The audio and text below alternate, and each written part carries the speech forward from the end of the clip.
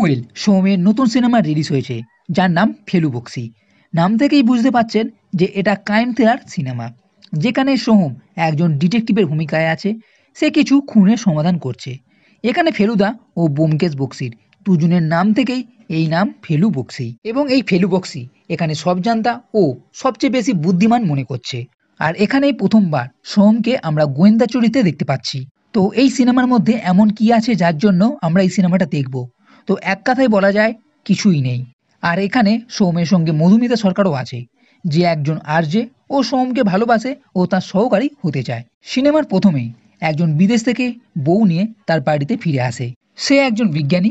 সে এক ক্যান্সারের ওষুধ তৈরি করেছে এবং এই ওষুধের পেটেন্ট কলকাতার কোনো এক কোম্পানিকে দিতে চায়, কিন্তু রাতের বেলায় পার্টিতে সে মারা যাচ্ছে। এইবার এই খুন কে করলো, তার কিনারা কিভাবে করবে ফেলু বক্সি? এইবার এই তদন্তের ক্ষেত্রে আরও ২-৩টে খুন হতেও দেখা যাচ্ছে। প্রথম সিনে এই পার্টিতে খুনটা আছে এবং তারপরে ৩০ মিনিট আগের ঘটনা দেখানো হয়েছে। আর এখানে তেমন কিছু নেই, একটু বোরিং টাইপের।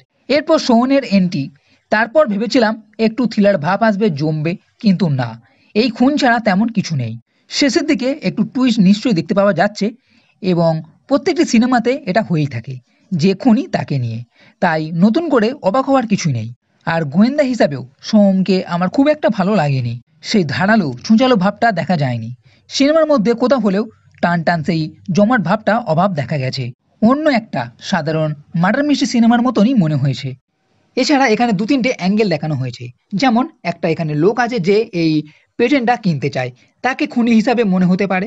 আর এই সিনেমা থেকে আমার এটাও মনে হয়েছে যে সৌমের একার পক্ষে স্লো হিরো হিসাবে সিনেমা হিট দেওয়া সম্ভব নয়, কারণ গল্পের মধ্যে খুব একটা দম নেই।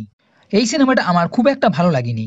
দেখতে হয় দেখলাম তেমন মনে হলো। তো বন্ধুরা, এই ভিডিও যদি ভালো লেগে থাকে তাহলে লাইক ও কমেন্ট শেয়ার করো, আর এই চ্যানেলটির সাথে করতে কখনোই ভুলবে না। এই ভিডিও দেখার জন্য ধন্যবাদ।